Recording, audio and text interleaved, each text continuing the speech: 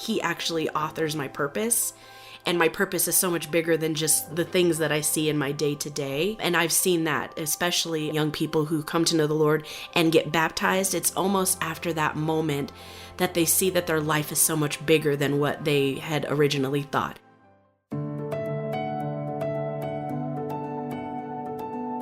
You're listening to God Hears Her, a podcast for women where we explore the stunning truth that God hears you, He sees you, and He loves you because you are His. Find out how these realities free you today on God Hears Her.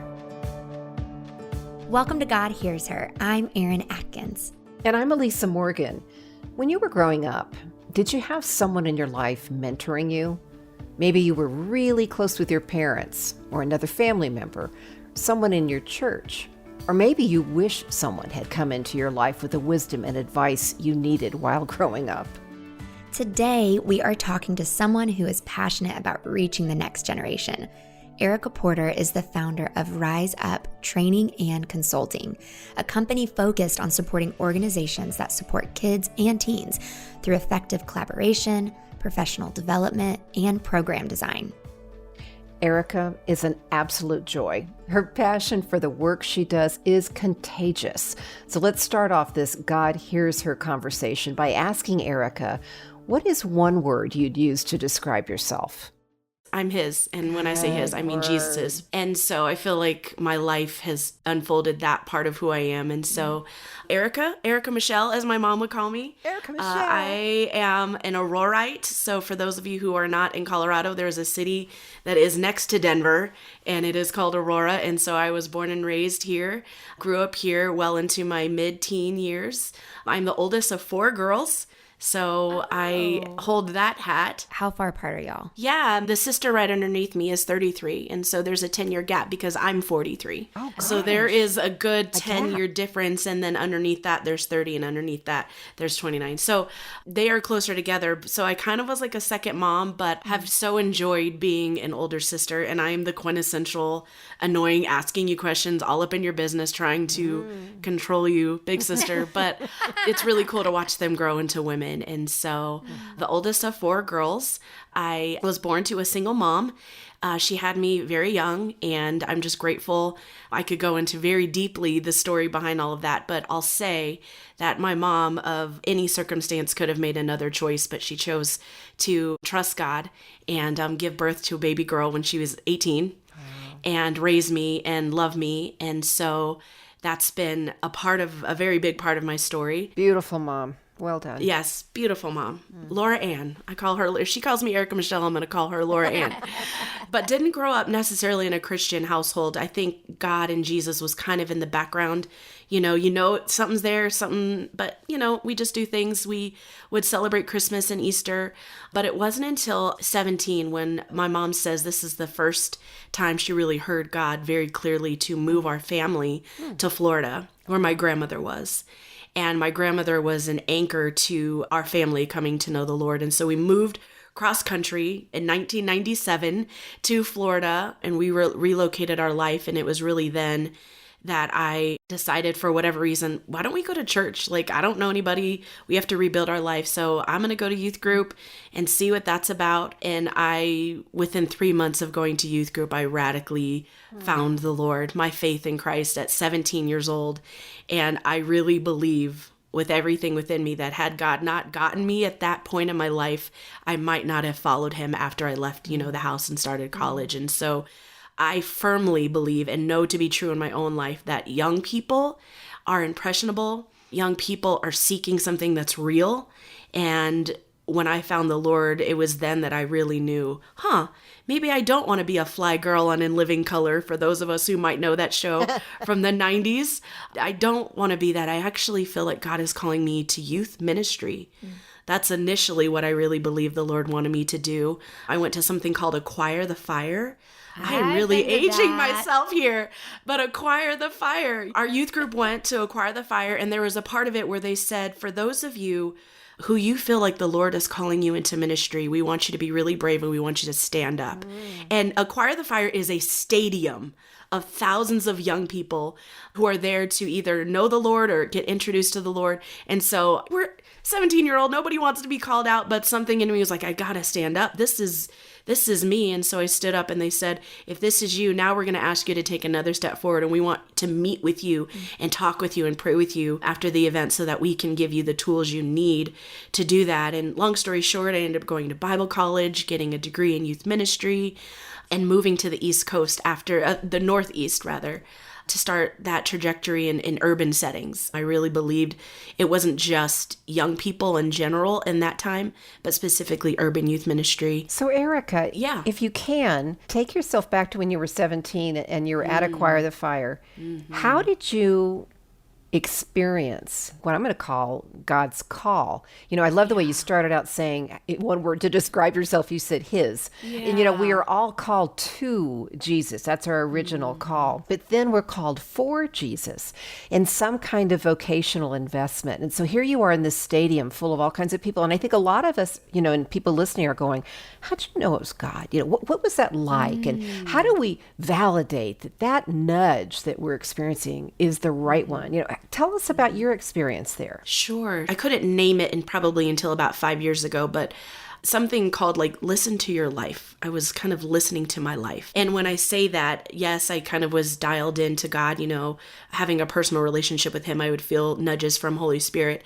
But then I also had a youth pastor that just saw leadership in me and saw passion in me and really helped develop that. So had me serving early, had me serving in youth group, had me serving in church, and was affirming the gifts that he saw in me and giving me a taste for what ministry was like. And I was like, this feels right. This feels very aligned to what I didn't think would be until I came to know the Lord. And so when I went to Acquire the Fire and they asked that, it was almost like I needed just somebody to say, that's what this is. Okay.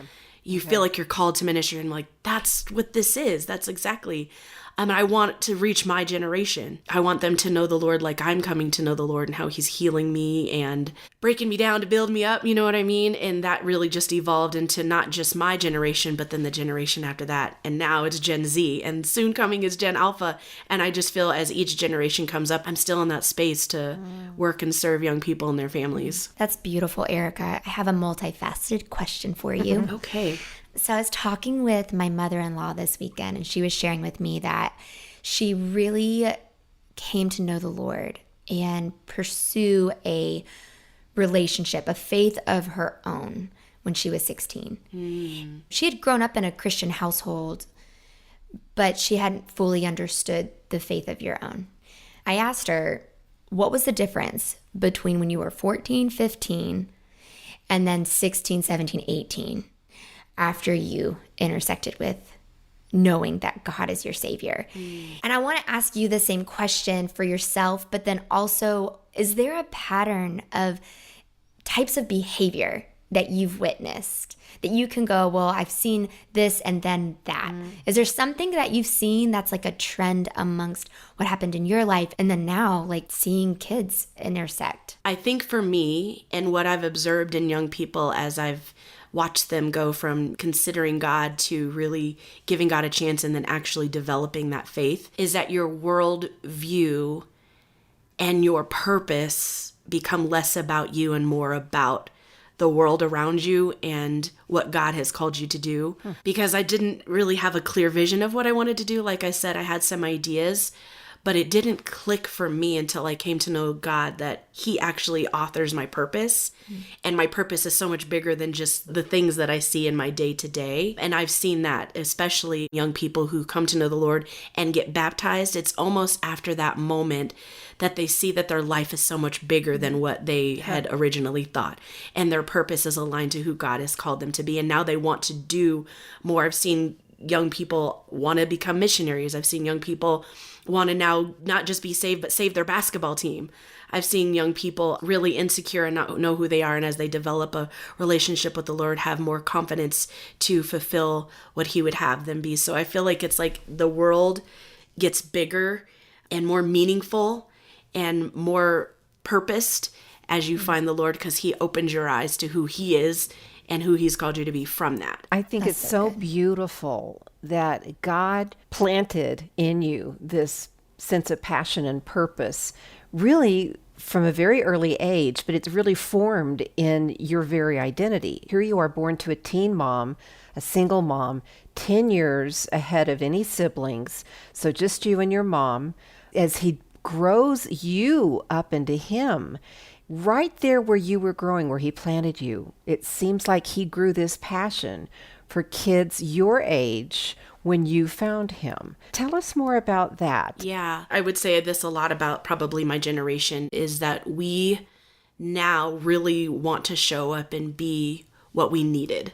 And I'll say that specifically for myself, because I didn't have siblings until I was a little bit older, and didn't get saved and really get into a church community until I was almost an adult, that I can imagine that I probably would have avoided a lot of pitfalls, a lot of insecurities, a lot of comparison, a lot of confusion, a lot of shame, a lot of trying to find myself, if I would have had an Ericka in my life in those spaces, who saw me and spoke life and showed up consistently and wasn't afraid to ask me hard questions and hold me accountable, but also love me and support my mom. Like, my mom we grew up together. That's what she always says. We grew up together. I was just a kid raising a kid, and she did the best that she could. And quite honestly, it's by the grace of God that we are who we are now. We have a great relationship. But she also could have used support. She could have used a mentor or a coach or just somebody that really loved on me so she could have support in parenting me and parenting my sisters. So it's just bigger than just mentoring or whatnot. Like, my advocacy isn't just get involved in a young person's life, but do you know some single moms or a single mom that could really use some mentorship? Who are the young people in your life that you can show up for in all the various ways? There are lots of ways, and it doesn't have to be intimidating. Teenagers aren't scary. You just got to talk to them. To answer your question, that's what I would say. And even for those women who are listening that maybe did have mentorship and really have experienced that, I feel like that is all the more reason to support young people in your life, because you did have what you needed and now you can sow that seed again. What have you learned about yourself in pursuing relationships and discipling teenagers? I really feel like God has gifted me to be able to connect with young people. So I will say that. And I know that's not everybody's story, and that's okay. And maybe that's why I don't find them scary. I am a naturally curious person. And so I just lead with curiosity. And I've learned through working with young people that curiosity is welcomed. If you have a posture of curiosity and not judgment or fixing or let me guide you in the right direction, but you lean in with curiosity and asking questions and what are you listening to right now? And like, what's going on at school? And so one, I'm naturally gifted in that way because I'm curious. And so I've learned that. I would encourage people, if they're wanting to really get involved in young people's lives, but they're just not sure how to do it, lean in with curiosity. There are young people in your lives naturally that you could probably connect with. But if you want support, like if you're like, I really think I could do this, but I need some support, there are youth groups you can get involved in. There are youth programs that will equip you and support you, give you talking points, coach you along the way. If you are curious, if you start with curiosity, you will learn from young people. I encourage adults that work with young people to have an asset-based mindset. Our young people sure are still growing and still lack some maturity. I mean, before you're 25, your frontal cortex isn't even fully developed. And so there is that part of it. But man, there is so much value and gold and gems that are inside of a conversation with a young person. The way they see the world, how they take in information. They are the smartest generation that has ever lived, in that they are the most educated.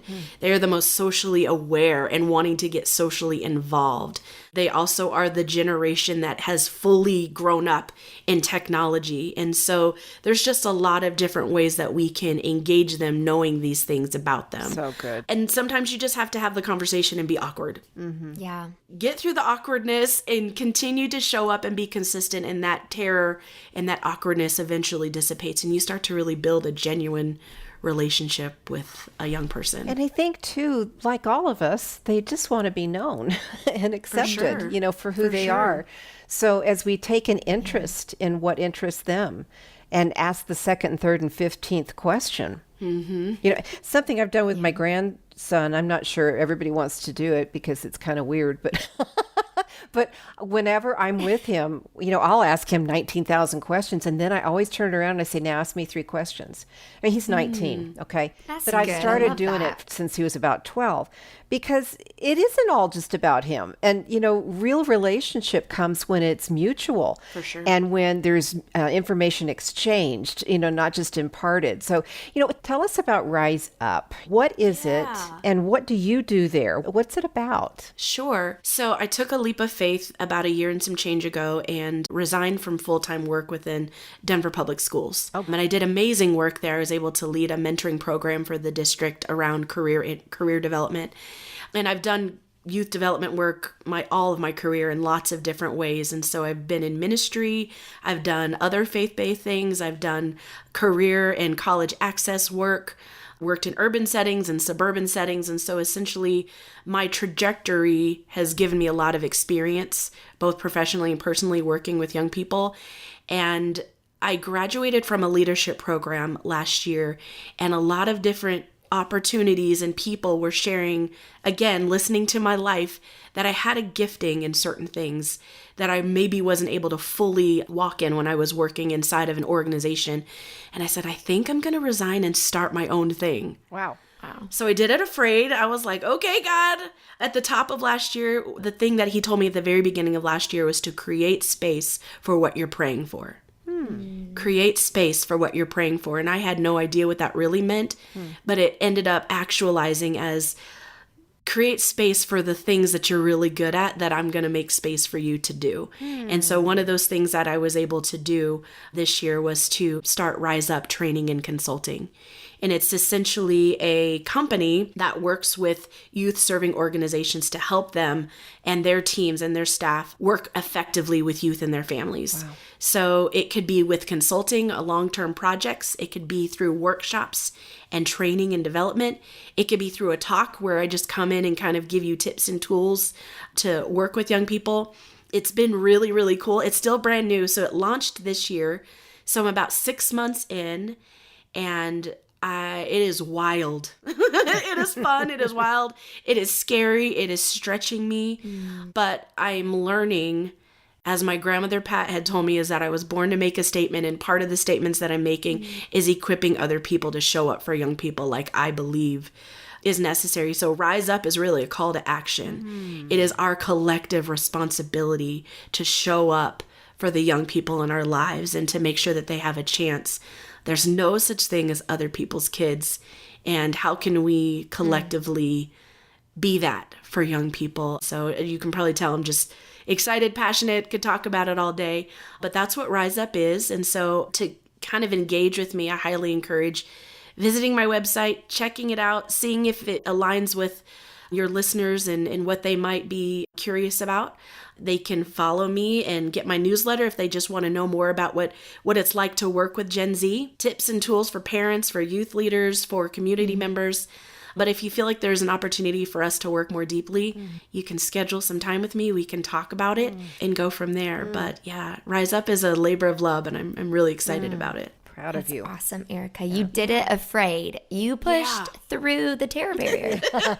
I'm still doing it afraid. Yeah. Ericka, what is one piece of advice that you would give somebody listening that wants to remind this next generation, the Gen Zs, what is it, Alpha? Alpha is like 11 and under, and Gen Z is like 11 to like 26. Yes. Okay, good. Yeah. So what's like one piece of advice, one encouragement, one tip for somebody to remind that generation, Gen Z, Alpha, that God sees them, that he loves them, that he hears them? I would encourage them to look around their everyday life and see who are the young people that are around them, whether they're in their household, whether it's their neighbors, if it's the kids that go to the high school in their local community, and start talking to them. Just start engaging them. And I know that feels weird because it's like stranger danger.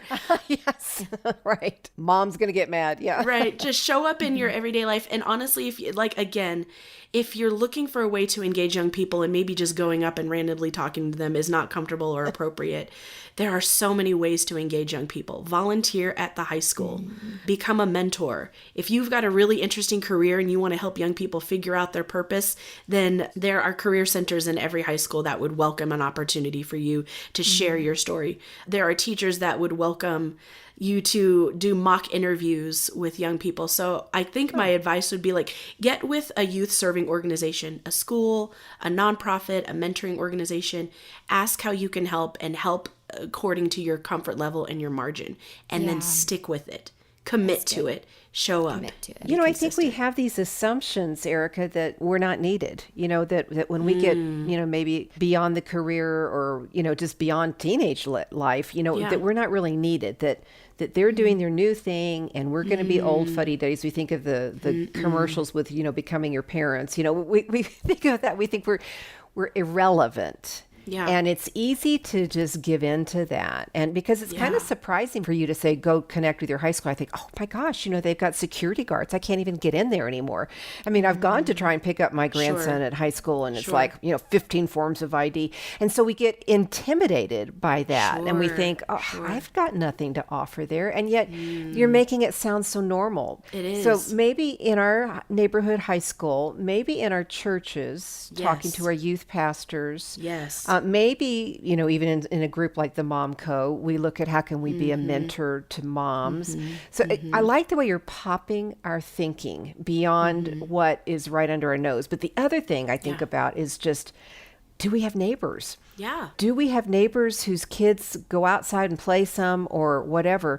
I can remember there's nothing more moving than an adult taking a healthy interest in my child. I'm like, oh my word, that is such a gift, So that helps me take courage too. For sure. Well, and what I will encourage is I also serve in my church's youth group.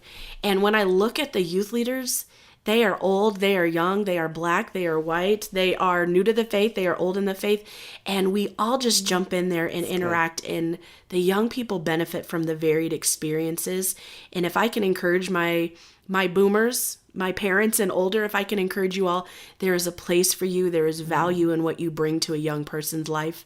They need grandparent-like people. They need that voice as well. So I've heard so many people in that age group like, no, they're good. Leave that for the younger adults. No, you are needed as well. So you're not exempt. There's room for you. There's value in what you would share with our young people. I love that. As we hold a little bit to a close, can you vision cast for us why it's important to care about the younger generation? What difference does it really, really make, no matter what age we are listening? The vision that I have is really the principle of reaping and sowing. If you can sow into what you hope will be a better world, a world that is closer to the Lord, like you really got to sow those seeds now. And the reason why I know it works is because I'm alive and breathing and living, and I'm a product of somebody who sowed, many people who have sowed in my life. And so it's just proof of that. The vision is if we can sow and invest and make time now, that we won't have to do it later. There's something that I heard, and I apologize, I don't remember where I heard it, but it's so much easier to raise good children than repair broken adults. Wise. We do the work now. We sow the work now because the principle is if you sow, you will reap.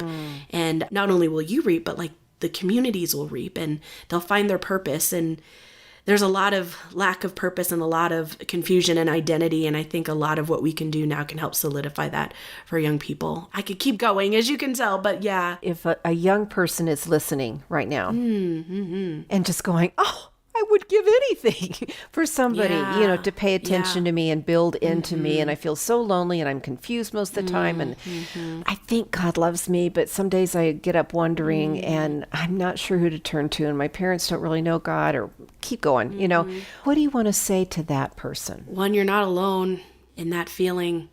And something that the enemy will try to tell you is that you're alone in that feeling, and that there isn't a safe place for you, and that you're not seen and you're not heard and you're not valued. And those are just lies, straight up lies. And I would encourage you, depending on where a young person might be in their faith, it's really as simple as there are local churches that would love to welcome you, to love on you, to provide support. There are safe adults that want to hear you, that want to welcome you, that want to see you.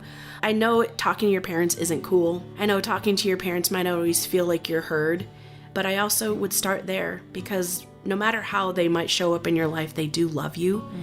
And I imagine that they want a good relationship with you, and that's also another place that you can start. But you are seen, you're loved, you are valued, you're here for a reason, and God loves you and sees you. And seek Him, and He's got you.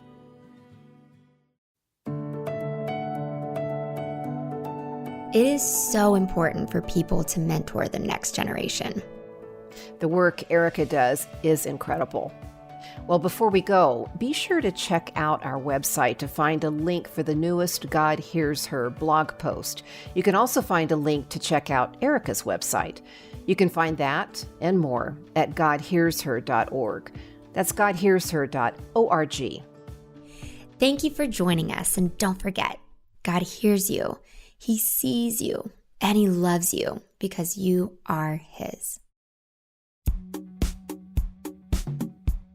Today's episode was engineered by Ann Stevens and produced by Jade Gussman and Mary Jo Clark. We also want to thank Sarah and Toria for all of their help and support. Thanks, everyone. God Hears Her is a production of Our Daily Bread Ministries.